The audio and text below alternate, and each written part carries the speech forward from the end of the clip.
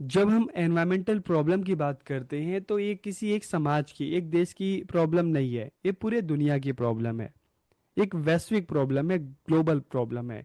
इसलिए अगर हम चाहते हैं इसका एक अच्छा सॉल्यूशन निकले तो दुनिया के सभी देशों को साथ आना होगा और इस दिशा में मिलकर उनको प्रयास करना होगा। तो आज की इस वीडियो में एनवायरमेंटल एजुकेशन में हम बात करेंगे environmental conservation in the globalised world in the context of global problem. तो वीडियो को पूरा देखिए, आखिर तक देखिए और लास्ट में कमेंट करके जरूर बताइएगा कि वीडियो आपको कैसी लगी। तो वीडियो को हम शुरू करते हैं। आज का हमारा टॉपिक है environmental conservation in the globalised world in the context of global problem, की वैश्विक समस्या के संदर्भ में वैश्वीकृत दुनिया में पर्यावरण संरक्षण। तो देखिए, जब हम एनवायरमेंटल कंजर्वेशन की बात करते हैं तो it is very important in globalise world, कि वैश्वीकृत दुनिया में पर्यावरण संरक्षण बहुत ही महत्वपूर्ण है, क्योंकि आज पूरे दुनिया की प्रॉब्लम है। ठीक है, आजकल हम ग्लोबल वार्मिंग की बात करते हैं, ग्लोबल वार्मिंग कि हम इंडस्ट्रीज में देख रहे हैं जो व्हीकल्स चल रहे हैं सड़कों पर, इनकी वजह से जो पॉल्यूशन होता है तो ग्रीन हाउस गैसेस जो निकलती हैं, तो उससे जो दुनिया का जो टेम्परेचर है, तापमान है, वो धीरे धीरे बढ़ रहा है। और इससे प्रॉब्लम क्या हुई, जो ग्लेशियर पे जो बर्फ़ है, ठीक है, वो धीरे धीरे मेल्ट हो रही है, पिघल रही है। अब उनके पिघलने से क्या होगा, समुद्र का जो वाटर लेवल है धीरे धीरे ऊपर आएगा, जिससे पूरी दुनिया को डूबने का डर होगा। ठीक है, तो इसलिए environmental conservation is very important in globalise world, की वैश्विक कृत दुनिया में पर्यावरण संरक्षण बहुत ही जरूरी है। आजकल हम देखते हैं एक देश में कुछ घटना होती है तो उसका सभी देशों पे प्रभाव पड़ता है। एक एग्जाम्पल के लिए हमने देखा कि चाइना में कोविड जो हुआ उसका पूरी दुनिया पर असर हुआ, प्रभाव हुआ। इसी तरीके से ओशन में देखते हैं, समंदर में देखते हैं, अलग अलग देशों में व्यापार होते हैं और इन व्यापारों में सामान जाता है, पेट्रोल डीजल इस तरह के सामान जाते हैं।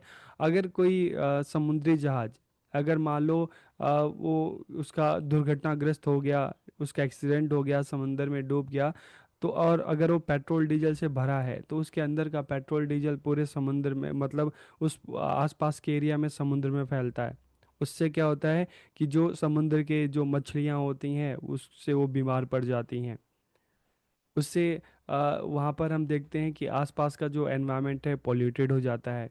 उन मछलियों को जब उनका मतलब जाल में जब उनको पकड़ा जाता है और उन बीमार मछलियों को जब लोग खाते हैं तो लोग बीमार पड़ जाते हैं। तो ये किसी एक देश की सीमा तक बंधी नहीं है, पूरे दुनिया की समस्या है।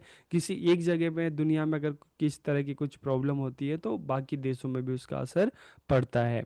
तो today the whole world is facing the problem of global warming, कि आज समस्त विश्व वैश्विक ताप वृद्धि की समस्या का सामना कर रहा है। There is a need to address global issues such as climate change, biodiversity loss and resource depletion, कि आजकल हम देखते हैं, चाहे जलवायु परिवर्तन की बात करें, चाहे जैव विविधता हानि की बात करें, संसाधनों की कमी की बात करें, तो ये सारे वैश्विक मुद्दे हैं। तो इसलिए ज़रूरी है कि अगर इस तरह की प्रॉब्लम है, दुनिया की प्रॉब्लम है, तो सभी देशों को साथ आना पड़ेगा और इस दिशा में साथ मिलकर काम करना पड़ेगा। तो globalisation while providing economic benefits also increases environmental challenges, की ग्लोबलाइजेशन की वजह से लोग एक एक जगह, एक देश से दूसरी जगह आ जा रहे हैं, व्यापार कर रहे हैं, शिक्षा के लिए आ जा रहे हैं, घूमने के लिए आ जा रहे हैं। ठीक है, तो एक और तो बेनिफिट हो रहा है, लेकिन दूसरी ओर अब देख रहे हैं कि पर्यावरणीय चुनौती उनका भी सामना करना पड़ रहा है। रिसोर्सेज जो हैं हमारे नेचर के द्वारा हमें जो रिसोर्सेज मिले हैं, चाहे हम वाटर की बात करें, पोल्यूशन हो रहा है। ठीक है, एयर की बात करें, पोल्यूशन हो रहा है। सोइल की बात करें, उसकी फर्टिलिटी धीरे धीरे हम देखते हैं ख़त्म हो रही है। तो इस तरह की जो प्रॉब्लम्स है हमें देखने को मिलती है। पॉल्यूशन पूरी दुनिया की प्रॉब्लम है, ग्लोबल वार्मिंग पूरी दुनिया की प्रॉब्लम है। तो वैश्विक दुनिया में पर्यावरण संरक्षण हेतु एक बहुआयामी दृष्टिकोण आवश्यक है। ठीक है, तो इसके लिए एक इस तरह का अप्रोच चाहिए, एक बहुआयामी दृष्टिकोण चाहिए, ताकि इस समस्या का वैश्विक स्तर पर समाधान निकाला जा सके। This approach should address the interconnection of global issue, की यह दृष्टिकोण वैश्विक मुद्दों की परस्पर संबद्धता को संबोधित करने वाला हो। It should promote international cooperation and sustainable development practices, की यह अंतर्राष्ट्रीय सहयोग और सतत विकास प्रथाओं को बढ़ावा देने वाला हो, जहाँ पर सब लोग मिलकर आगे आएं और अपने पर्यावरण को सुरक्षित रखने के लिए प्रयास करें। It is possible to make Earth a more sustainable planet through effective governance and effective education की प्रभावी शासन और शिक्षा द्वारा ही पृथ्वी को एक अधिक सतत ग्रह बनाया जा सकता है, बनाना संभव है। तो इसलिए एक अच्छी एजुकेशन चाहिए, ठीक है। दुनिया में जो अलग अलग सरकार है, एक स्टेबल गवर्नमेंट चाहिए जो इस दिशा में ठोस कदम उठा सके, और लोग जो भी रूल्स बने लोग उसका पालन कर सकें। एक अच्छी एजुकेशन चाहिए ताकि इस दिशा में बच्चे भी अवेयर हो सके। अक्सर आपने ट्वेल्थ क्लास की बुक में आपने जो पॉलिटिकल साइंस की बुक है वहाँ पर भी आपने क्योटो प्रोटो और इस तरह के जो अलग अलग मीट थे आपने उनके बारे में आपने पढ़ा होगा। इस दिशा में उठाए गए जो कुछ महत्वपूर्ण कदम थे जिसको पेरिस समझौता भी हम कहते हैं। Importance of environmental conservation in a globalised world की वैश्विक विश्व में पर्यावरण संरक्षण का क्या महत्व है उसकी हम बात करते हैं। देखिए, एनवायरमेंटल प्रॉब्लम आर इंटरकनेक्टेड, की पर्यावरणीय समस्याएं आपस में जुड़ी हुई हैं।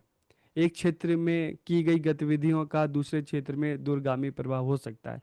अगर दो देशों के बीच में युद्ध हो रहा है, ठीक है, हथियारों का बड़े स्तर पर यूज किया जा रहा है, तो उसके उसका जो असर है बाकी के जो देश है वहाँ पर भी वो असर होता है। हवा में प्रदूषण होता है।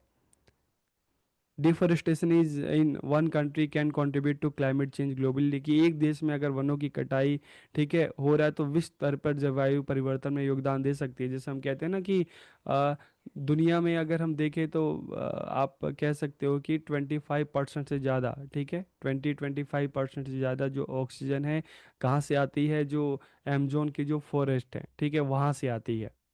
वो ऑक्सीजन को उतना प्रोड्यूस करते हैं, लेकिन हम देखते हैं कि वहाँ पे भी जंगलों को बड़े पैमाने पर काटा जा रहा है। तो जब वहाँ पे जंगलों की कटाई हो रही है तो उसका पूरी दुनिया में असर पड़ रहा है, पूरी दुनिया में उसका प्रभाव हो रहा है। तो एक क्षेत्र में किसी तरह की इस तरह की कोई घटनाएं हो रही है, पॉल्यूशन हो रहा है, तो उसका दूसरे क्षेत्र में प्रभाव हो रहा है। जैसे मैंने आपको समंदर की जहाज का एग्जांपल दिया कि अगर पेट्रोल लेके जा रही है, डीजल लेके जा रही है, कहीं समुद्र में पलट गई, उसका पानी, उसका जो तेल है पूरे समुद्र में फैलेगा, तो उसका असर लोगों पे पड़ेगा। क्योंकि वही समुद्र का जो पानी है भाप बनकर आसमान में जाएगा। बारिश होगी, और बारिश होगी तो जो पानी होगा वो प्योर नहीं होगा, ठीक है, तो कहीं ना कहीं उसका लोगों की बॉडी पर असर पड़ना ही पड़ना है। जो मछलियां हैं वो भी बीमार होंगी, और बीमार मछलियों को खा के लोग बीमार पड़ेंगे। तो एक क्षेत्र में की गई गतिविधियों का दूसरे क्षेत्र में दूरगामी प्रभाव हो सकता है। एक देश में वनों की कटाई वैश्विक स्तर पर जलवायु परिवर्तन में योगदान दे सकती है, जैसे ग्लोबल, जैसे अमेजोन की जो फॉरेस्ट है उसका एग्जाम्पल है। Pollution from industrial process can cross border, की औद्योगिक प्रक्रियाओं में होने वाले प्रदूषण सीमाओं को पार कर सकता है। तो इस तरह के हम देखते हैं कि चाहे हम वाटर पोल्यूशन की बात करें, क्योंकि नदियां सिर्फ एक राज्य तक सीमित नहीं है। और अफ्रीका आप वहाँ पे देखोगे तो नदियां ऐसी हैं जो अलग एक ही, नाइल नदी की बात करें, नील नदी की बात करें तो पूरे अफ्रीका में बहती हैं।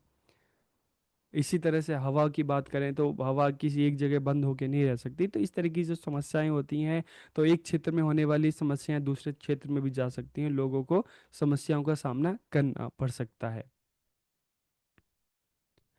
Globalise market and consumerism drive increasing demand for resources, की वैश्वीकृत बाजार और उपभोक्तावाद संसाधनों की बढ़ती मांग को बढ़ावा देते हैं। जैसे जैसे हम देखते हैं लोगों की जनसंख्या बढ़ रही है, ठीक है, लोगों की इनकम बढ़ रही है, तो कंज्यूमरिज्म भी बढ़ रहा है। लोगों की जो वस्तुओं सेवाओं के लिए मांग है वो भी लगातार बढ़ रही है। और वो मांग का किससे पूरी हो रही है? प्राकृतिक संसाधनों से। बड़े पैमाने पर जंगल काटे जा रहे हैं, जो वाटर रिसोर्स है वो उसका मतलब ज़्यादा प्रयोग हो रहा है, उसका ज़्यादा इस्तेमाल हो रहा है। इंडस्ट्रीज देखें, वहाँ पे पानी की ज़रूरत है हर जगह। तो इस तरह से हम देखते हैं कि इंडस्ट्री से जो वेस्ट जाता है वो उससे क्या होता है कि ज़मीन जो होती है पॉल्यूटेड होती है, जो वाटर है वो पॉल्यूटेड होते हैं, जो एयर है वो पॉल्यूशन होता है। तो इससे प्राकृतिक संसाधनों का अत्यधिक दोहन और ह्रास होता है। संसाधनों का विनाश जैव विविधता का नुकसान पहुंचाता है, ठीक है। चाहे हम पेड़ों की बात करें, पेड़ कटते हैं तो उस पर निर्भर रहने वाले जीव जंतु, छोटे कीड़े, ये सब खत्म हो जाते हैं। यह दुनिया भर में पारिस्थितिकी तंत्र को बाधित करता है। इसलिए हम देखते हैं कि ना टाइम से बारिश होती है, गर्मी के मौसम बढ़ते जा रहे हैं, ठंडे के मौसम कम होते जा रहे हैं। बहुत सारे जीव जंतु ऐसे हैं जो धीरे धीरे खत्म होते जा रहे हैं, हम कहते हैं ना विलुप्त होते जा रहे हैं।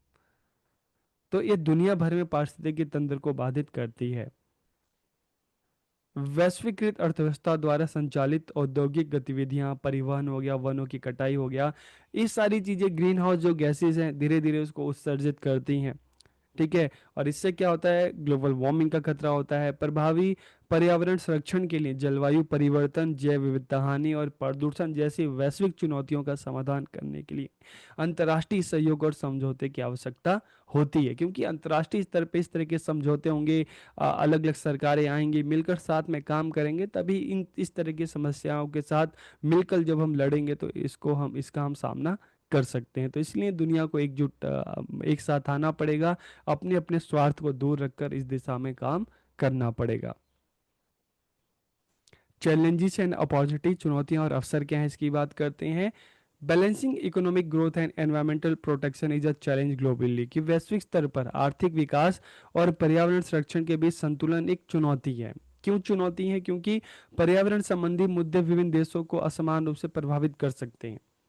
अक्सर इस तरह की जब मीटिंग होती है, ठीक है, तो यहाँ पर सबसे बड़ी प्रॉब्लम यह है कि हमारे, अगर हम देखें ग्लोबली की हम बात करें, तो पर्यावरण को नुकसान पहुंचाने में सबसे ज़्यादा जो कंट्रीब्यूशन है वो जो डेवलप कंट्रीज़ हैं, जो यूरोपियन कंट्रीज़ हैं, जो अमेरिका की बात करें, ठीक है, तो इनका ज़्यादा कंट्रीब्यूशन रहा है, क्योंकि यहाँ पर इंडस्ट्रियलाइजेशन बहुत पहले हो चुका है। तो यहाँ पर चाहे हम ग्रीन हाउस गैसेस की बात करें, तो यहाँ पर उनका उत्सर्जन एमिशन ज़्यादा बड़े स्तर पर होता है। तो इसलिए उनकी रिस्पॉन्सिबिलिटी ज़्यादा बनती है। लेकिन वो क्या चाहते हैं, वो चाहते हैं कि भाई नहीं, अगर इस तरह के और देखिए, जो अंडर डेवलप कंट्री की बात करें, डेवलपिंग कंट्री की बात करें, ये धीरे धीरे डेवलप हो रहे हैं, तो इनका रोल इतना ज़्यादा नहीं है। लेकिन फिर भी जो डेवलप कंट्री है वो अंडर डेवलप कंट्री पे एक प्रेशर डालती हैं कि नहीं, ये मतलब सबका रोल इक्वल होना चाहिए। तो इसमें इक्वल रोल कैसे सबका हो सकता है कि एक बहुत ज़्यादा फैला रहा है, दूसरा उतना ज़्यादा नहीं फैला रहा, तो जो ज़्यादा फैला रहा है उसकी ज़्यादा रिस्पॉन्सिबिलिटी बनती है। तो this creates the need for fair and equitable solution, कि इससे निष्पक्ष और न्याय संगत समाधानों की आवश्यकता पैदा होती है। ठीक है, क्योंकि अलग अलग देश में अलग अलग क्लाइमेट है, वहाँ पे अलग अलग एक्टिविटीज़ है। कुछ देश ज़्यादा अब इस दिशा में मतलब पोल्यूशन की बात करें तो ज़्यादा फैला रहे हैं, कुछ देश कम फैला रहे हैं। तो जो ज़्यादा फैला रहे हैं उनकी ज़्यादा रिस्पॉन्सिबिलिटी बनती है, जो कम फैला रहे हैं उनकी उतनी रिस्पॉन्सिबिलिटी बनती है। तो इस दिशा में इस तरह से काम करने की आवश्यकता है कि सब, जिसकी जो जिम्मेदारी है, सब अपनी अपनी जिम्मेदारी के हिसाब से काम करें। नई प्रौद्योगिकियां सतत प्रथाओं को बढ़ावा देने में महत्वपूर्ण भूमिका निभाती है। चाहे हम आजकल के देखें, चाहे हम सोलर एनर्जी की बात करें, विंड एनर्जी की बात करें, आजकल ई व्हीकल्स धीरे धीरे आ रहे हैं। तो इस तरह की नई जो टेक्नोलॉजी है, ठीक है, तो ये इस दिशा में महत्वपूर्ण भूमिका निभा सकती है, ताकि हमारा जो दुनिया है, ये विश्व है, यहाँ पर जो पॉल्यूशन है उसको कम से कम किया जा सके, और हम एनवायरनमेंट के साथ चल सकें। हम अपने लाइफ को भी अच्छे से जिएं और अपने एनवायरनमेंट को भी किसी तरह से नुकसान ना पहुंचाएं।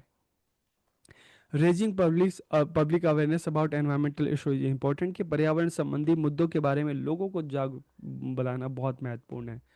क्योंकि हम देखते हैं आसपास जो पॉल्यूशन है और इस तरह की चीज़ें हैं, बहुत बार तो लोग अवेयर ही नहीं है कि भाई, अगर वो गंदगी अपने घर के आसपास गंदगी फैला रहे हैं तो उसका न केवल उनके परिवार पर बल्कि उस पूरे समाज पर किस तरह का असर पड़ता है। तो लोगों को जागरूक करना बहुत ज़रूरी है।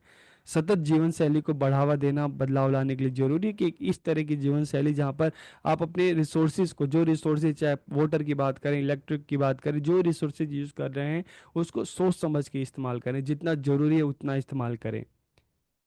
तो नियमों और समझौतों को लागू करने के लिए राष्ट्र और अंतर्राष्ट्रीय दोनों स्तर पर प्रभावी पर्यावरण और शासन की आवश्यकता है। कि चाहे हम एक स्टेट लेवल की बात करें, एक देश के स्तर की बात करें, अंतर्राष्ट्रीय स्तर की बात करें, तो इस दिशा में सख्त कानून मतलब बनाना चाहिए और उसको सही तरीके से लागू करना चाहिए।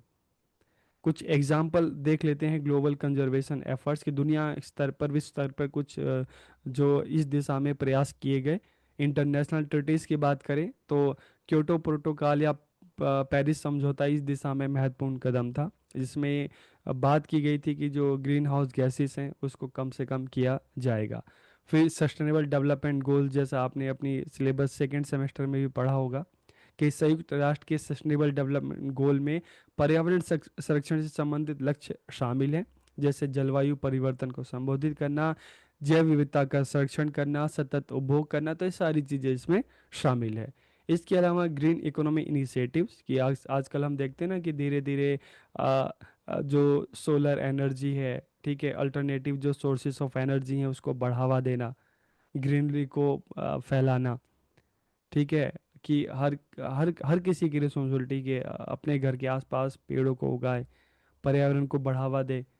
अगर एक पेड़ कटा तो उसके बदले 10 पेड़, 50 पेड़, इस तरह के पेड़ उगाए जाएं। कहीं सेमिनार हो, कहीं कॉन्फ्रेंस हो, तो लोगों को गिफ्ट में ही ट्री दिए जाएं, पौधे दिए जाएं। सिविल सोसाइटी एंड एनजीओ, हमारी जो नागरिक समाज है, हम सबकी समाज, देखिए सरकार की इस दिशा में सरकार को भी कदम उठाना है, तो जो अलग अलग गैर सरकारी संगठन है जो इस तरह के ट्री प्लांटेशन है, वृक्षों की रक्षा करना है, वृक्षों को काटने से बचाना है, कदम उठाते हैं, तो नागरिक स्तर पर भी, जैसे एक बहुत बड़ा एग्जांपल जो चिपको मोमेंट हुआ था आज के टाइम का, जो उत्तराखंड है वहाँ पर, ठीक है, तो इस दिशा में एक बहुत बड़ी पहल थी। तो चाहे नागरिक समाज हो, चाहे सरकारी संगठन हो, चाहे सरकार हो, इस दिशा में सबको मिलकर प्रयास करने की ज़रूरत है। तभी हम जो एनवायरमेंटल जो हमारी समस्या है इसको हम एक एक क्षेत्रीय स्तर पर, एक राज्य स्तर पर, एक पूरे नेशन स्तर लेवल पे, या पूरे अंतर्राष्ट्रीय स्तर पर हम इसको दूर कर सकते हैं, ठीक है। तो वीडियो आपको कैसा लगा कमेंट करके ज़रूर बताइए। आप सबका बहुत बहुत धन्यवाद।